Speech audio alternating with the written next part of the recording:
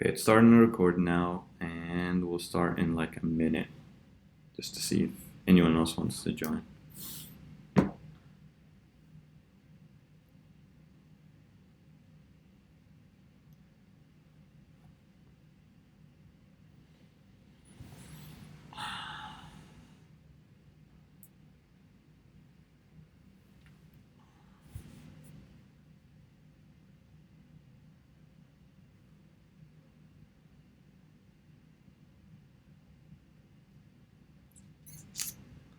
Okay, so today we'll be going over TCA and pyruvate dehydrogenase complex.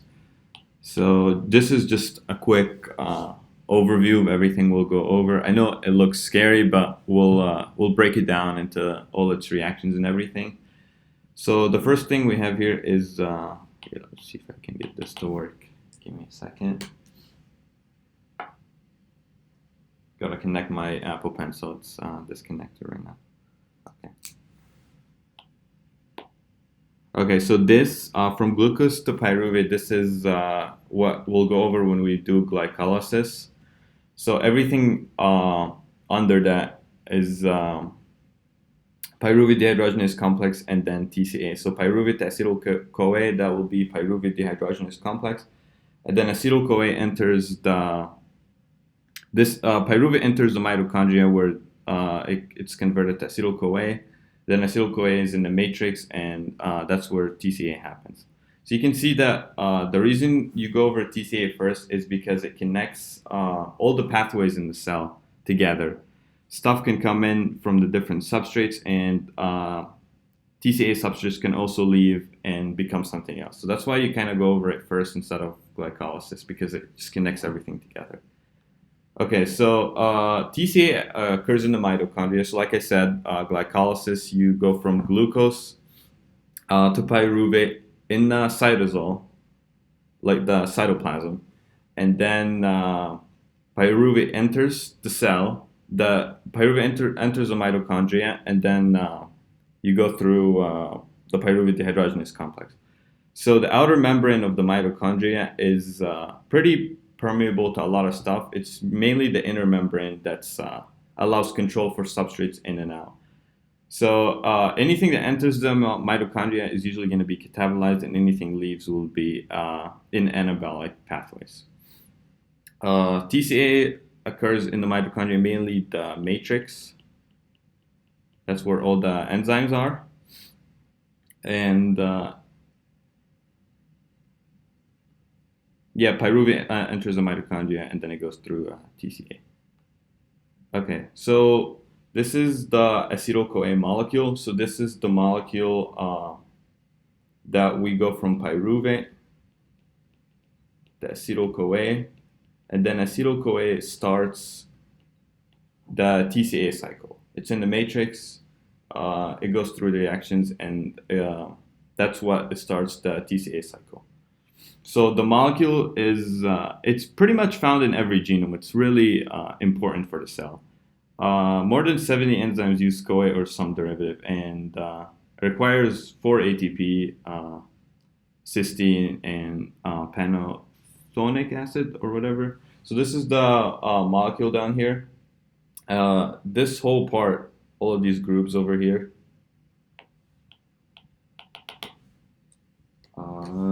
my Apple Pencil is disconnected.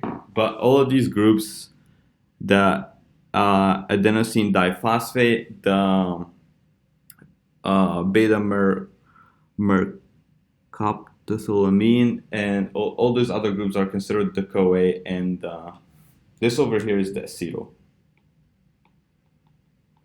And the acetyl group actually helps with the molecule to be more soluble.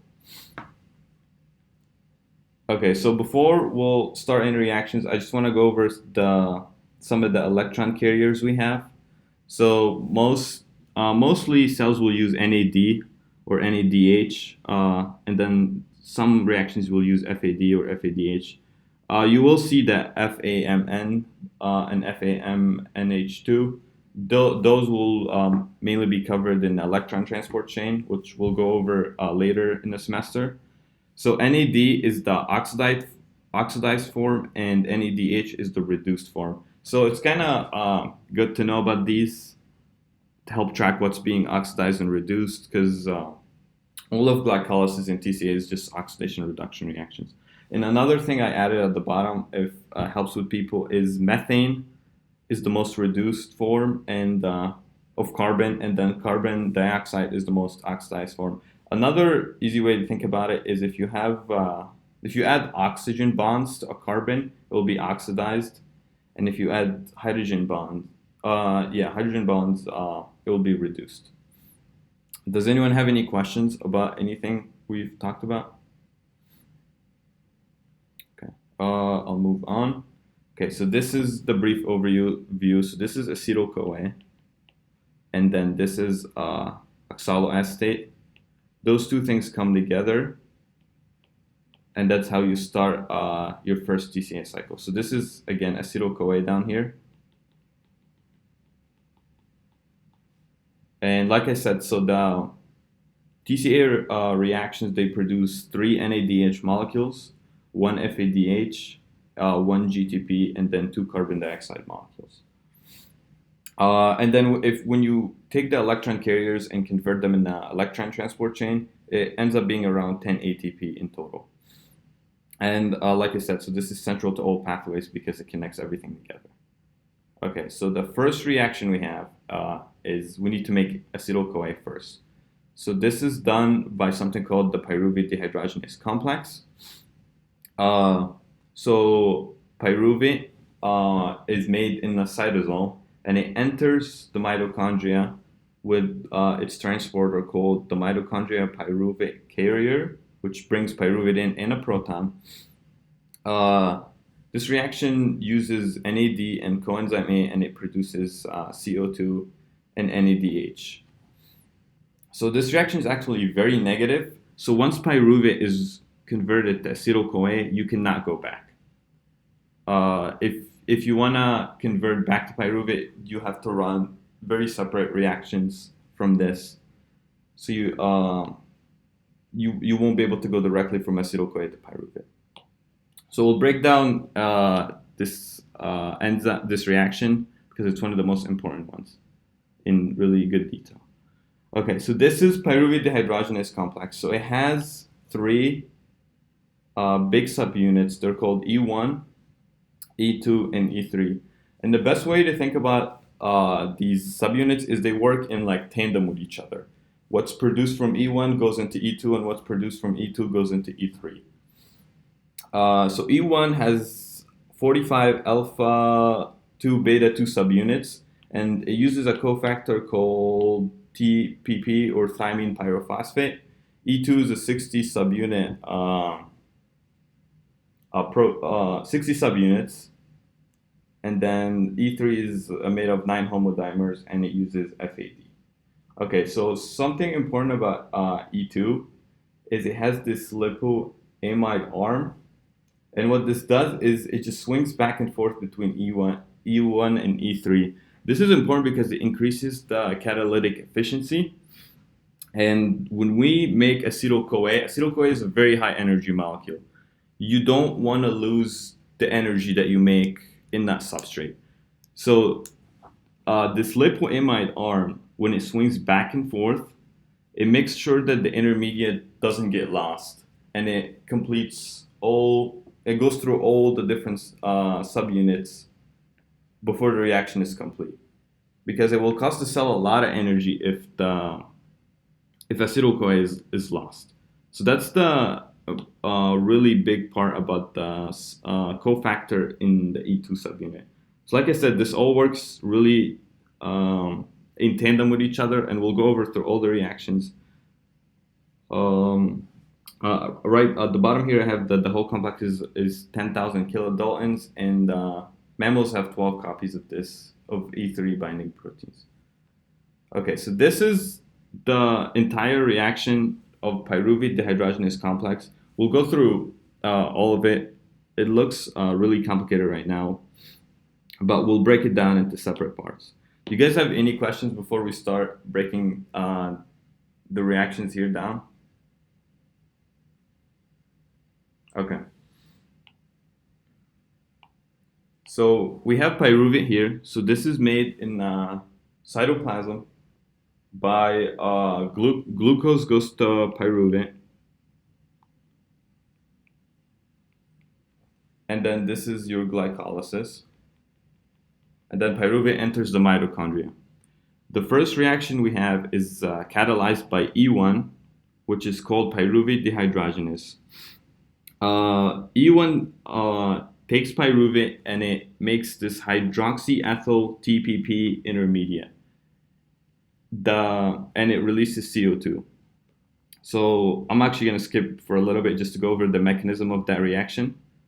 So this is thiamine pyrophosphate, and it has this thiazolium ring, which is a great electron sink. And what it does is it creates this carbocation down here, which is stabilized by resonance. The thiazolium ring attacks pyruvate, so pyruvate is down here.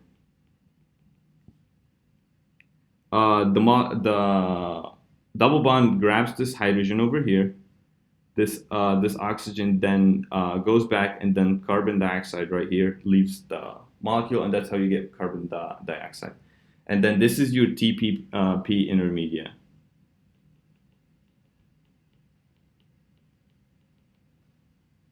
Which is the hydroxyethyl TPP. So this is the mechanism of the first E1 reaction. Thiamine is found in foods, and I think I have here, deficiency in thiamine can actually happen from alcoholism. Okay, so after we make the hydroxyethyl TPP, it's transferred to E2, where it, using the lipoamide arm, the hydroxyethyl TPP attacks lipoamide. TPP goes back to E1. So we're here right now, this and this. So the hydroxyethyl TPP attacks lipoamide. Give me a sec, someone's trying to join. Okay, so hydroxyethyl TPP attacks lipoamide. TPP is then released, and then you make this other intermediate called acetyl dihydrolipoamide. In this reaction, the lipoamide, so this has the disulfide bond, this will be reduced, and the hydroxyethyl, which is over here, is what's oxidized in that reaction. So after you go through that, you recycle TPP, so TPP goes back into E1, and you get the acetyl dihydrolipoamide in E2. E2 then catalyzes one more reaction, so it takes CoA, acetyl dihydrolipoamide. The CoA, this is a esterification reaction, and it transfers the CoA into the acetyl dihydrolipoamide, and then you get acetyl CoA at the end. You regenerate this, which is called dihydrolipoamide. Okay, so we went through E1, we made the hydroxyethyl TPP, and then this hydroxyethyl TPP attacked the lipoamide. TPP went back to E1 to catalyze more reactions. We made this another intermediate, what's called acetyl dihydrolipoamide. Acetyl dihydrolipoamide and CoA are catalyzed in E2. You make this acetyl CoA molecule, and then dihydrolipoamide is generated in E2. Okay, so now we created the molecule we want, acetyl CoA, but we have dihydrolipoamide, and we want to convert it back into lipoamide. So we need to oxidize dihydrolipoamide lipoamide, and this is done by E3. So E3 uses the cofactor FAD, and this is the part of the protein right here. So E3 oxidizes dihydrolipoamide and regenerates it, and then E3 itself gets reduced. So this is reduced. And then after that, E3 gets oxidized again into its original form using NAD, which isn't done in the last step. Do you guys have any questions about that? I know it's complicated and can be confusing the first time we go through it. Does anyone have any questions on it?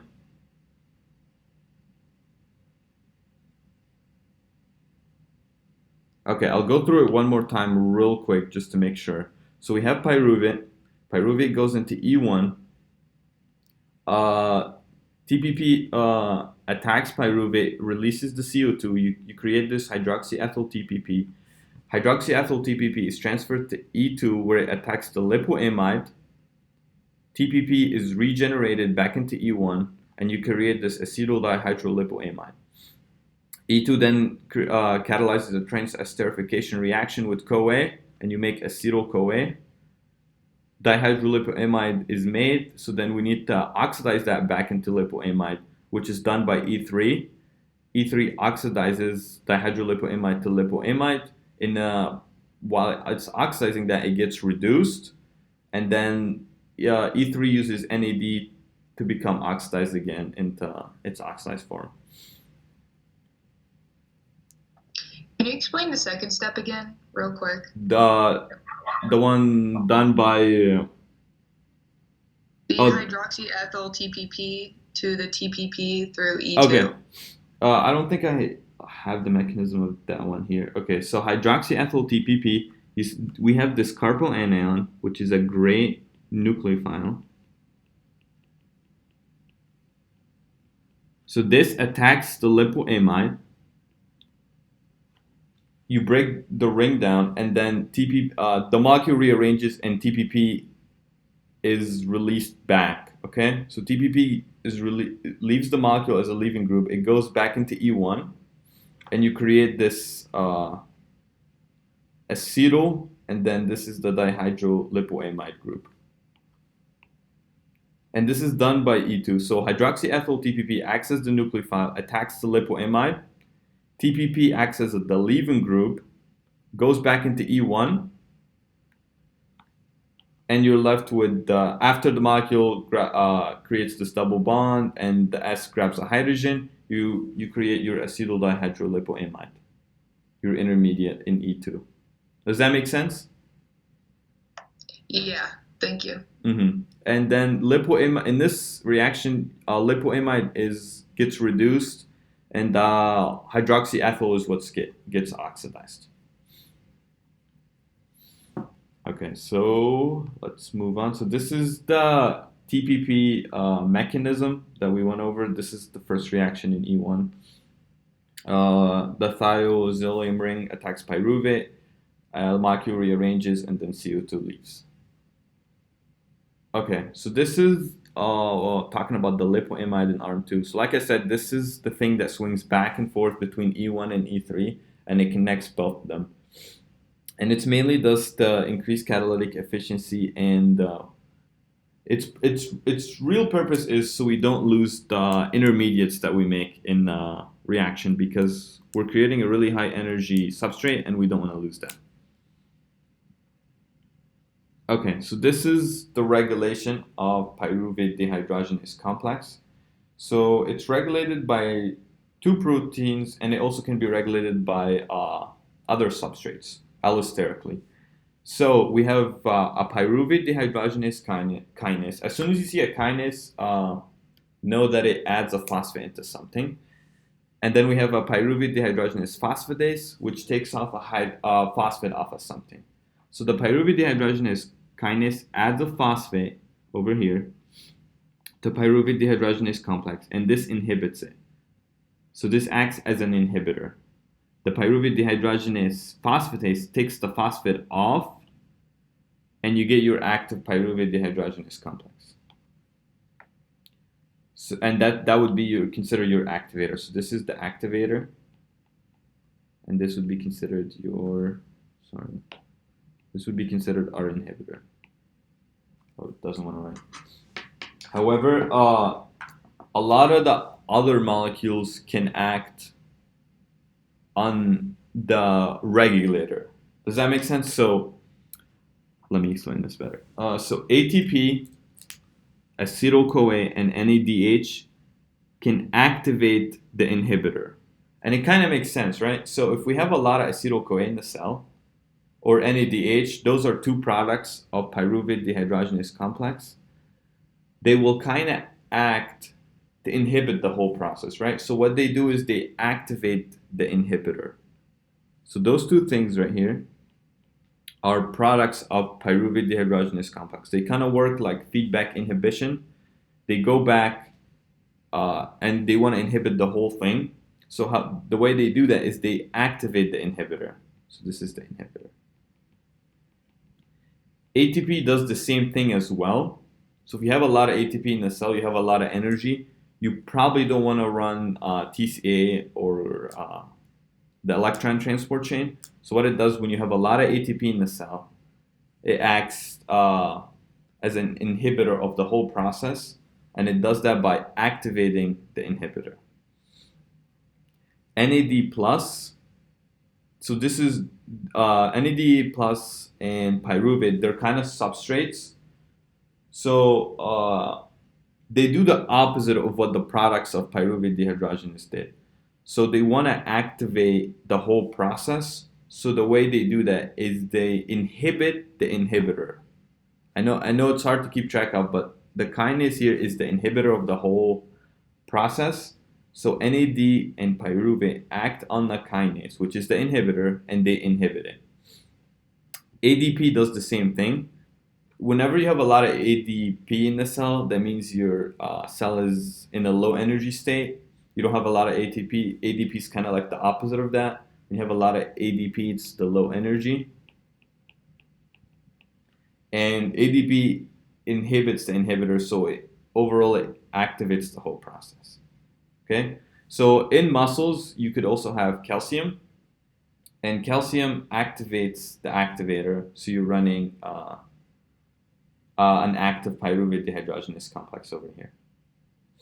Does that make sense? Do you want me to go over this again? I know it's confusing at first, but we have an inhibitor, an activator, and other things can act on those.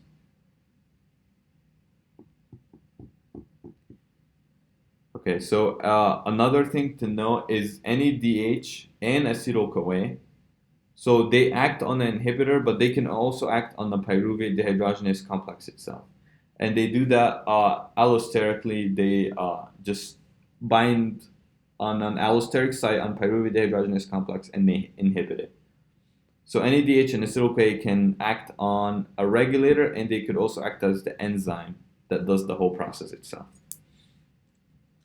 Okay? If you guys have any questions, just feel free to interrupt me and just ask. I have a question. Mm-hmm. So then from there, so the acetyl-CoA that was made, Mm-hmm. that goes into the TCA, correct? Right. Like that's how that process starts. Yes. Like this so is okay. Yep. So we want glucose here. I'll write it down to pyruvate. So this would be glycolysis, and then the first reaction. TCA is considered as soon as acetyl-CoA is made, but we need to make acetyl-CoA first. So we do pyruvate dehydrogenase complex to make the acetyl-CoA, and that's how we start TCA.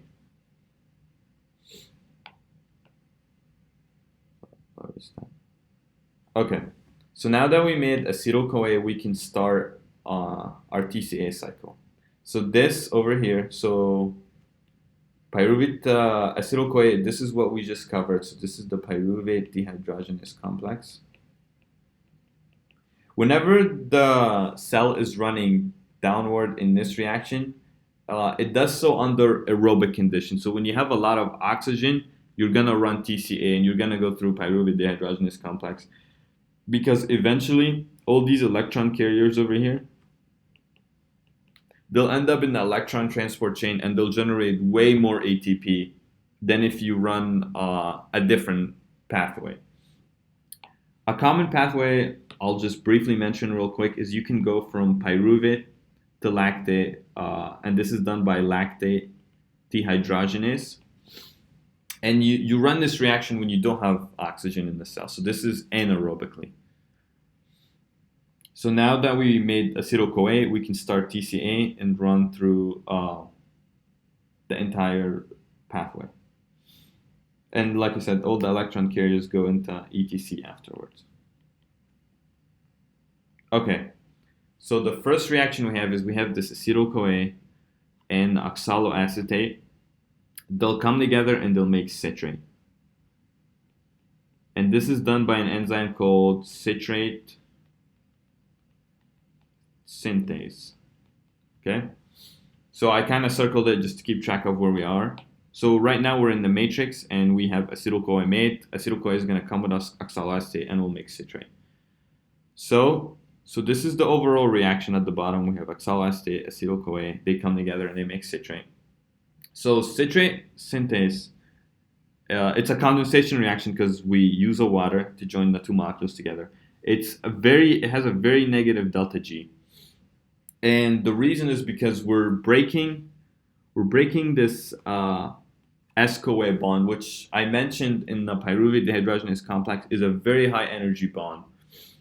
So we break this bond, so we have a really high delta G, and that kind of drives the entire TCA down. Because you will see a lot of reactions in TCA are very reversible. So when you couple the citrate synthase reaction with the reactions in TCA, you're able to run TCA very continuously in one direction. So we made this high energy bond in pyruvate dehydrogenase complex. We now break it. So now we have really negative delta G, which can run the entire TCA. So I actually have the mechanism of this reaction over here, but just know that oxaloacetate binds first and that exposes acetyl-CoA. Okay, so we have oxaloacetate over here, and then this is acetyl-CoA. Acetyl-CoA is stabilized by a histidine residue in the enzyme, and this is stabilized by hydrogen bonds. There's an aspartic acid residue in the enzyme. So this aspartic acid residue grabs the hydrogen right here from acetyl-CoA. The molecule rearranges, and you get this double bond over here. This double bond then attacks oxaloacetate. The oxaloacetate grabs a hydrogen from a different histidine. So this is histidine 320. The original one we talked about is histidine 274. And you form an intermediate called citral-CoA. So this is the intermediate we form. So we have this original part. And we have so this is our oxaloacetate originally. And then we have this part over here, which is the acetyl-CoA. Okay, from there, the cell uses water as a nucleophile. It attacks the carbonyl of acetyl-CoA right here. And we lose the CoA molecule. And we make citrate. Does that make sense? I kind of went through that a little too fast. So I'll go through it again real quick. So aspartic acid in the enzyme grabs the hydrogen from acetyl-CoA. Acetyl-CoA rearranges and it makes this double bond. This double bond then attacks oxaloacetate right here. And then you make the citral-CoA intermediate. Citral-CoA is then hydrolyzed using water by the enzyme, and you lose the CoA molecule that we had. So remember, this was the high energy bond. So when we break that, that's where we get all the negative delta G from, and then that's how all the subsequent reactions in TCA are run. Okay, do you guys have any questions about that? Okay, we'll move on. Okay, so now we made citrate. So now we go from citrate to isocitrate. This reaction is done by aconitase. Aconitase have actually delta G's around 0. And the reason it runs from citrate to isocitrate is because the enzyme before that, citrate synthase, has a really negative delta G. And it's coupled with aconitase. So aconitase ends up running in this direction. But if this reaction is by itself, it actually has a delta G around equilibrium. So the enzyme uses an iron sensor, and it's an isomerization reaction because we're taking this OH on citrate, and we're going to make an intermediate, and then the OH ends up rearranging an isocitrate on this carbon. So all we're doing is just rearranging this OH here, and it's called the molecule difference called isocitrate. So that's all this reaction is doing. This reaction is done to set up for the decarboxylation reaction we're going to do next. Another important thing to know about this enzyme is it's stereospecific, but it recognizes. My Apple Pencil does not want to work today. So the enzyme is recognizes the symmetric molecule as asymmetric. So this citrate over here, this is a symmetrical molecule, but the enzyme recognizes it as asymmetric, which it's kind of weird to think about why the enzyme does that. We still haven't figured out why necessarily, but it's just something I added at the bottom because I thought it was pretty interesting. Okay, so now that we made isocitrate, we're ready to do our first decarboxylation reaction. So we go from isocitrate to alpha-ketoglutarate now. Okay, so this is done by isocitrate dehydrogenase. So this is your first decarboxylation reaction. The delta G for isocitrate dehydrogenase is around negative 21 kilojoules per mole. The CO2 that is being lost is lost from oxaloacetate and not acetyl-CoA. So when we join acetyl-CoA and oxaloacetate together, we have a 6-carbon molecule. We're going to break that down in the whole process of TCA. So the first decarboxylation molecule, we're going to lose the CO2 from oxaloacetate and not acetyl-CoA. This is important because I think Dr. Kanapa gave you guys a few labeling problems, and you have to be able to track which carbons are like carbon 12 and which carbons are carbons 13. So knowing which carbon is being lost can be helpful with these problems. So the CO2 is lost from oxaloacetate and not acetyl-CoA. So this reaction reduces NAD, the NADH, which is right here. And then, like I said, this ends up going to electron transport chain, goes to ETC, which you guys will cover later. For now, just know that it just goes to electron transport chain. The enzyme uses a divalent cation as a cofactor, and it has 2 intermediates that are made. The intermediates are not really important to know, just know that it just takes isocitrate, makes alpha-ketoglutarate. Okay, so another thing to know about this enzyme is it has 2 isoforms. So the enzyme can run NAD dependent or NADP dependent. So it can use either NAD right here. So NAD is the main form that's usually covered in books and in TCA and stuff, but it also can run using NADP. When you guys learn about reactive oxygen species, you'll see why the cell might want to run a NADP instead of NAD. So the cell runs NAD when it has low ATP conditions. When we don't have a lot of ATP, we want to go through pyruvate dehydrogenase complex, we want to go through TCA, and we want to go through electron transport chain to make more energy for the cell. So when you have low ATP, you're going to run through the NAD plus dependent isoform. You run through the NADP to maintain glutathione, and you guys haven't learned about glutathione yet, but for now, just know that it helps with reactive oxygen species. So isocitrate just has 2 forms, and it can run depending on what the cell needs in that moment of time. And you can see here it's coupled with a proton that goes in the respiratory chain. Do you guys have any questions before we move on on the previous 2 reactions? I'm good. Okay, so now we made alpha-ketoglutarate. We're gonna go through succinyl-CoA, and in that process you lose NADH and you lose another carbon molecule. So this is catalyzed by alpha-ketoglutarate dehydrogenase. What you notice is it has this enzyme is very similar to how pyruvate dehydrogenase works. It has the same cofactors, it has the same subunits. So if you have a deficiency in any of the cofactors in pyruvate dehydrogenase complex, they will also affect alpha-ketoglutarate dehydrogenase. For example, if you have a deficiency in TPP, This can inactivate alpha ketoglutarate dehydrogenase because alpha ketoglutarate dehydrogenase is run the same way like we discussed on pyruvate dehydrogenase complex. So this reaction takes alpha ketoglutarate, we take CoA SH, and we take NAD plus. We make this S-CoA bond over here in succinyl CoA. We lose a carbon molecule, so this is the second CO2 that we lost, and we make this electron carrier NADH. This enzyme is actually pretty negative, so it's kind of irreversible, so it can only be run in this direction.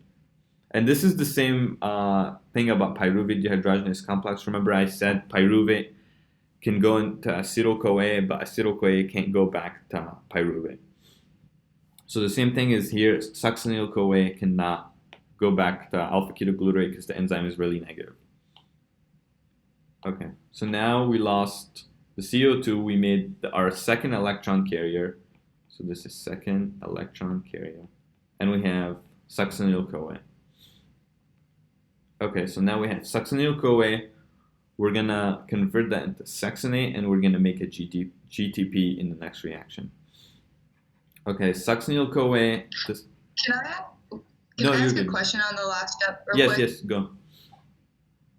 I don't know if this is a dumb question, but so when you say it works the same as the PDH complex, so like obviously that makes sense. But when you say the deficiency in TPP, so how does that directly correlate with the alpha ketoglutarate? Okay, so TPP is a cofactor in E1. Let's go back. Not this one right here. Where? Okay, so this is thymine pyrophosphate TPP. So remember we said thymine. Remember we said thymine pyrophosphate TPP attacks pyruvate, and then you lose the CO2 molecule, and you make the TPP intermediate hydroxyethyl TPP. So if you have a deficiency, so this is TPP. If you have a deficiency in TPP, this reaction will not run. Same thing if you have any deficiency of any of the cofactors in the other complexes. So if you have a deficiency in lipoamide, this will also affect alpha ketoglutarate dehydrogenase. Does that make sense? So is that only affecting that step, or is that affecting like the citrate and the isocitrate as well? I guess is my question. So, okay, let's think about it. So if we can't go from alpha ketoglutarate to succinyl-CoA, alpha ketoglutarate will start to accumulate, right? So, and then alpha ketoglutarate will even be converted back to isocitrate dehydrogenase in some cases. So it will, because the TCA works in like circular manner, it will affect the reactions after it and before it, if that's what you're asking. But the main direct mechanism of affecting it, I guess, is it just like this enzyme won't be able to work properly if you have a deficiency of any of the cofactors that we talked about in pyruvate dehydrogenase complex. Does that make sense? Okay. Yeah. So, like my understanding of this is, so all of these cofactors are there and like present during like the citrate and the isocitrate, but then the TPP is what's like kind of like is in the background of the alpha ketoglutarate, I guess is what I'm saying. Well, does that make sense? Yeah. So the cofactors help. TPP is a cofactor, and it helps run this reaction, right? So if you isolate this enzyme by itself in a cell that doesn't have TPP, this reaction will not run. Okay. In a normal cell where it's coupled with reactions before it and after it, it will affect those reactions as well. Does that make sense? Yeah. Okay. And I think I have it at the end of the slide. TCA enzymes are essential to life. Usually if you have a deficiency of any of the enzymes in TCA, you probably like most of the time, 99% of the time, the person will not survive. There's only one deficiency that's known, which is a fumarate deficiency, which we'll discuss later. Does that make Okay, sense? yeah, that makes sense. Thank Okay. you. Hopefully, I explained it good there. But yeah, if you have a deficiency in a cofactor from pyruvate dehydrogenase complex, this will also affect alpha ketoglutarate dehydrogenase. Okay. So now that we made succinyl CoA, we convert it to succinate now, and we make a GTP. GTP is equivalent to an ATP in the cell. They have the same energy value. So delta G for this reaction is around 0, so this is actually reversible. So it can go back between succinate pretty reversibly. And this is actually the only step where we do substrate level phosphorylation. So so this is the substrate level phosphorylation. We'll go over that in a little bit. I'll just want to go over the things that can enter and exit through TCA. So isoleucine, methionine, and valine, they're all hydrophobic amino acids.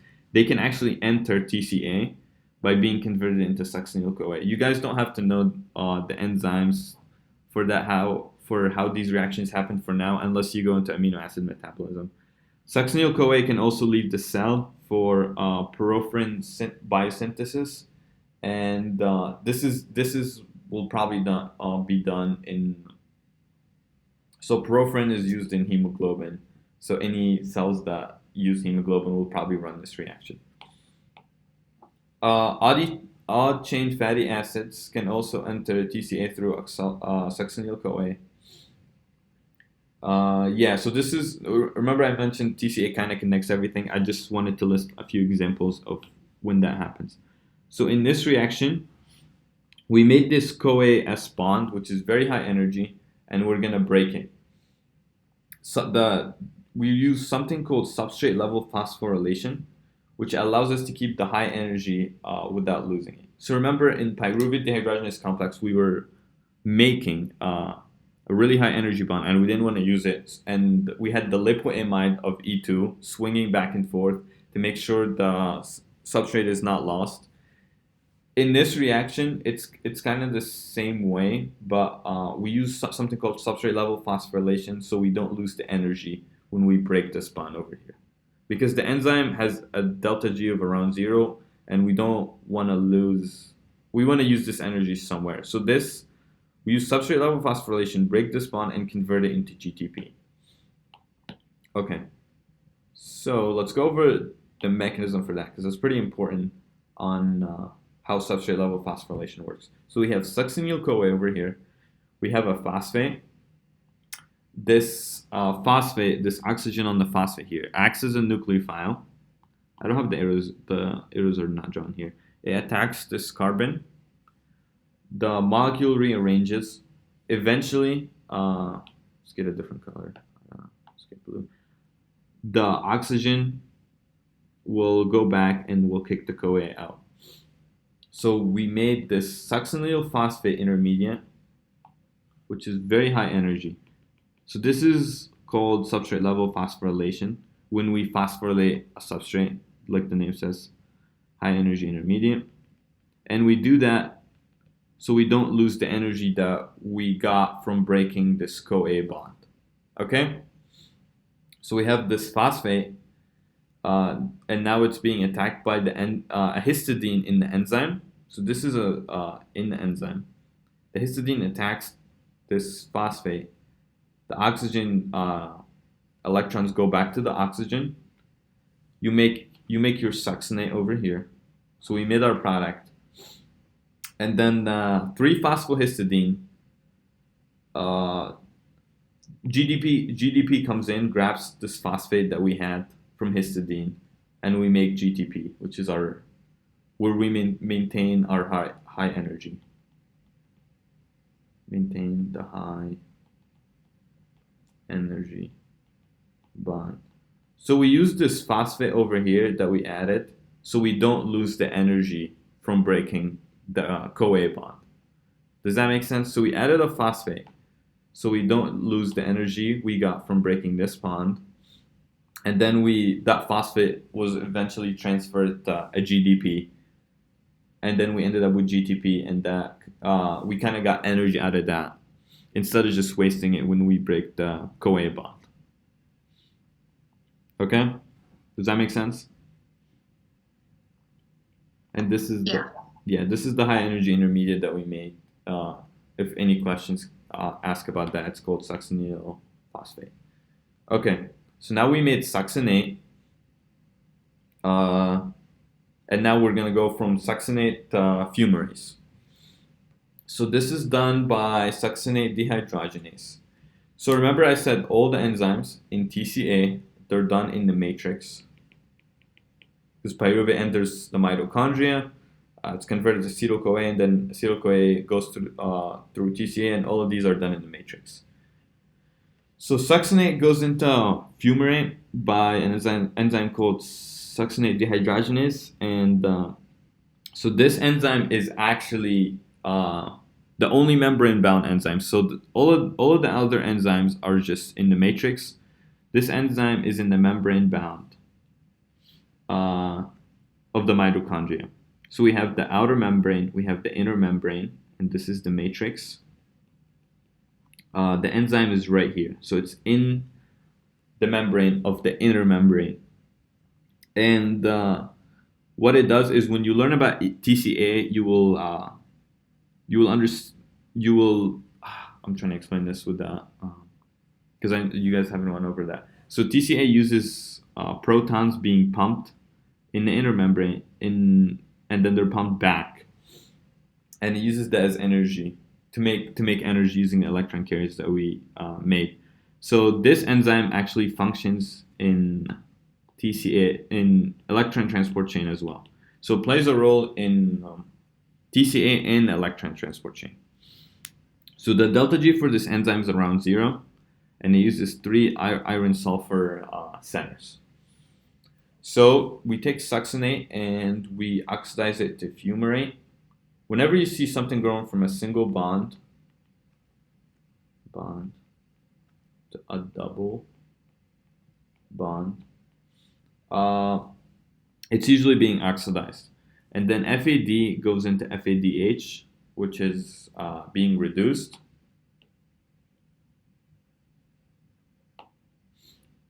And then the FADH eventually goes into ETC.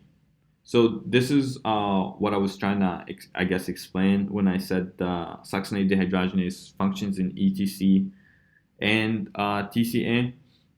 The electron carrier we make in FADH enters complex 2 in ETC, and it creates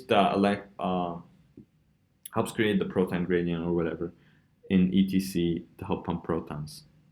But for now, just know that FADH goes into electron transport chain, where it helps in that process. Does that make sense?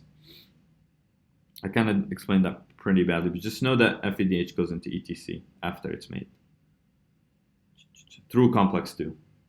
Okay, now fumarate. Now we made fumarate, so now it's gonna go into malate. So fumarate, we add a water bond across the double bond, and we make malate.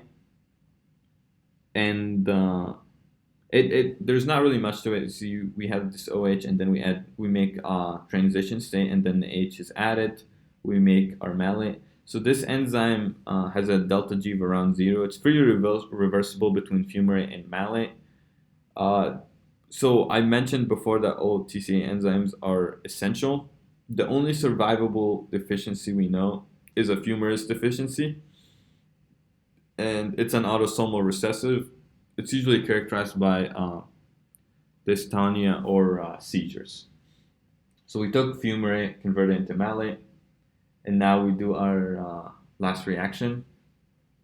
We take malate, convert it back into oxaloacetate, and then from there TCA starts over again. So malate to oxaloacetate, this is done by malate dehydrogenase. So something to know about this reaction is it has a very positive delta G.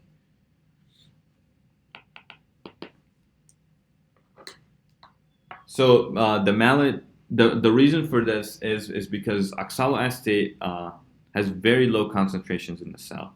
So this reaction, if you let it run by itself, it will uh, it will favor the malate direction. However, I will mention why. I'm sorry. So we have malate goes into oxaloacetate, which is a very positive reaction. But I have a later slide that mentions how we can like overcome this and still run the reaction in this direction. And this reaction can actually be coupled with citrate synthase because this is very positive. And then the reaction after that takes acetyl-CoA and oxaloacetate, and we make citrate. And remember, we said this and this was very negative delta G. So it can be coupled with this reaction to run TCA forward. So in this reaction, we take NAD plus and we reduce it to NADH, and then malate is oxidized to oxaloacetate. So I think, yeah, that's it for the last reaction of TCA. Okay, so let's go over some TCA regulations. So there are three enzymes being regulated in the whole cycle. So we have acetyl-CoA and oxaloacetate. They come together and they make citrate. So this we said was done by citrate synthase. I'll just write them down. And then we took citrate to isocitrate. This was done by aconitase. And then from isocitrate to alpha-ketoglutarate, this was done by isocitrate dehydrogenase. And then from alpha-ketoglutarate to succinyl-CoA, this was done by alpha-ketoglutarate dehydrogenase. Okay, so those are the three enzymes that are regulated in TCA. Do you guys notice anything about the three enzymes that are being regulated? So you'll notice that all of these have a very negative delta G.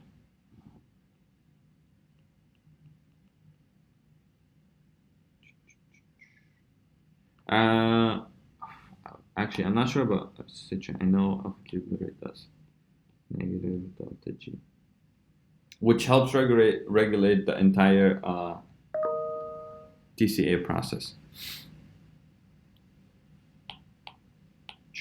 Okay, so calcium. So this is pyruvate dehydrogenase complex that we went over, and we said that calcium can activate that in muscle cells. So NADH. So we said it can regulate pyruvate dehydrogenase complex. So it can also inhibit citrate synthase. So remember, if you have a lot of NADH, you have a lot of electron carriers. The energy has a lot of energy. So you probably won't be running TCA or the electron transport chain or pyruvate dehydrogenase complex. So as soon as you have a lot of NADH, it will try to inhibit all of these reactions. So it will inhibit pyruvate dehydrogenase complex. It will act on citrate synthase and inhibit that. It will inhibit isocitrate dehydrogenase.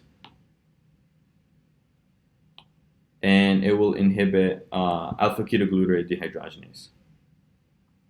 Okay, so calcium also activates this in muscle cells. So activates alpha-ketoglutarate dehydrogenase, and then it also activates isocitrate dehydrogenase. ADP also activates isocitrate dehydrogenase as well. Okay, so ATP, the last one we'll talk about. Oops, sorry.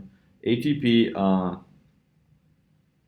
has similar effects as NADH. It will try to inhibit most of these enzymes. I think the picture just shows that ATP inhibits isocitrate dehydrogenase.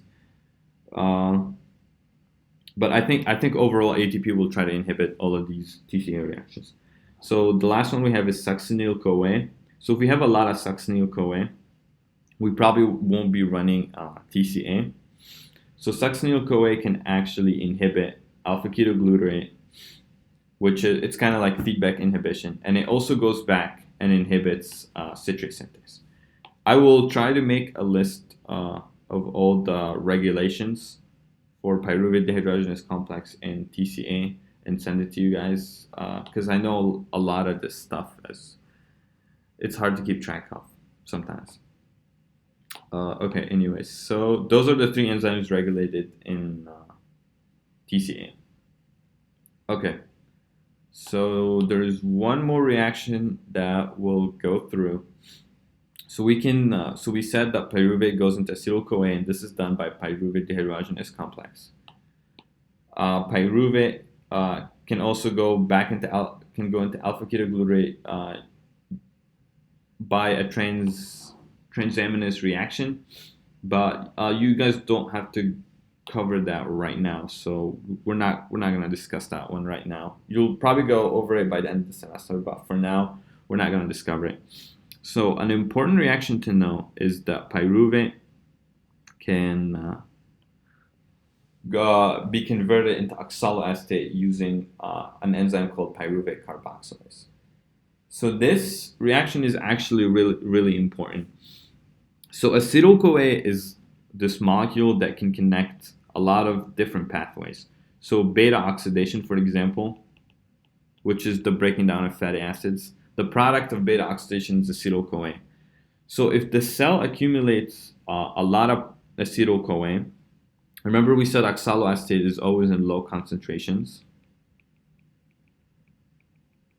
So if the cell has a lot of acetyl-CoA and we have very low oxaloacetate, we want to run TCA more efficiently, right? So if we take all the pyruvate and convert it into even more acetyl-CoA, we'll have a lot of acetyl-CoA, but not enough oxaloacetate to run TCA. So the cell has this reaction where it takes pyruvate, converts it into oxaloacetate in TCA, and that way helps balance the levels of oxaloacetate and acetyl-CoA in the cell. Does that make sense? So if we have a lot of acetyl-CoA, the cell will take pyruvate and convert it into oxaloacetate. Same thing as vice versa. If we have a lot of oxaloacetate, it probably never doesn't happen if we have more oxaloacetate than acetyl-CoA. But if it does, if we have more oxaloacetate than acetyl-CoA, the pyruvate will run in this direction. But basically, the cell just uses the pyruvate being converted into acetyl-CoA and oxaloacetate to help regulate the levels of both in the cell. These reactions are called anapleuritic reactions. They're basically just in reactions that form intermediates in metabolic pathways. So pyruvate carboxylase would be considered this type of reaction because it fills oxaloacetate in an intermediate. As an intermediate in a metabolic pathway. Okay, so I think the only thing I have here is the mechanism for pyruvate carboxylase. Then if you guys have any questions, we'll go over that. So pyruvate carboxylase, it takes bicarbonate and it takes pyruvate and it uses ATP and will end up with an oxaloacetate. Okay? So the first thing we do is we activate our bicarbonate, and we get a CO2 carboxyphosphate intermediate, which is this over here.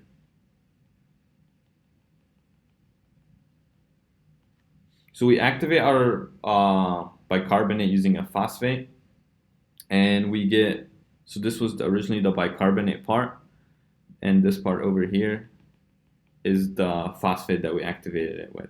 So we activate our bicarbonate, and then we carboxylate biotin. So I'm going to skip over here. So this is biotin.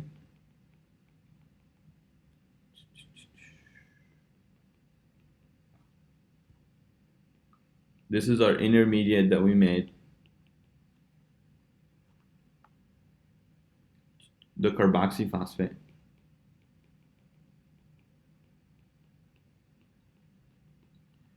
So after we make this intermediate, we carboxylate our biotin, and then the carboxylated biotin reacts with pyruvate, and we get our oxaloacetate, and biotin is formed back.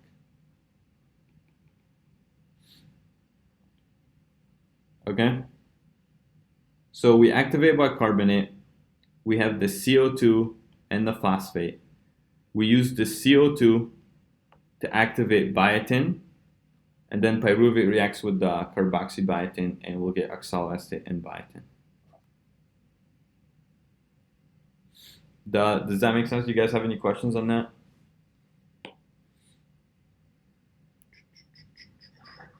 I think I'm good. Okay.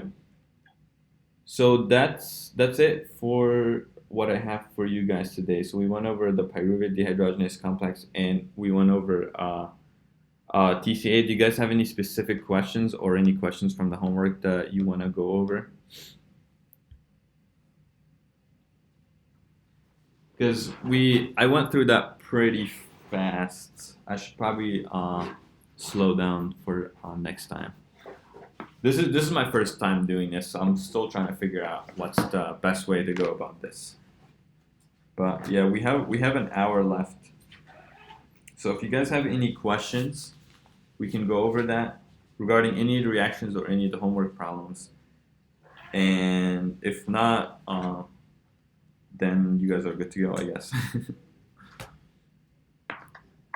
As of right now, I think I'm okay. Okay. But are we able to email you with questions on the homework? Yeah, if you we can. do You have can. any? Yeah, I put my email. If you have any questions on them, you can just send me an email. I think what she did is she used our test from last year as your guys' homeworks.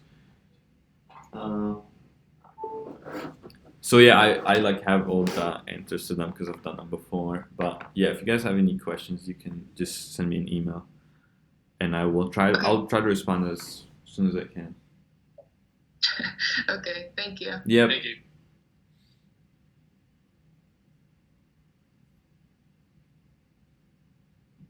Does anyone have any other questions?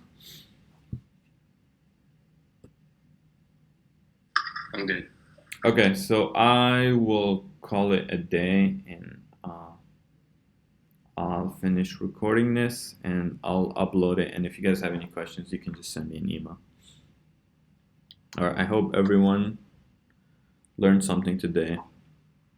And Thank you. yep, have a good day, guys. Thank you, you too. Mhm.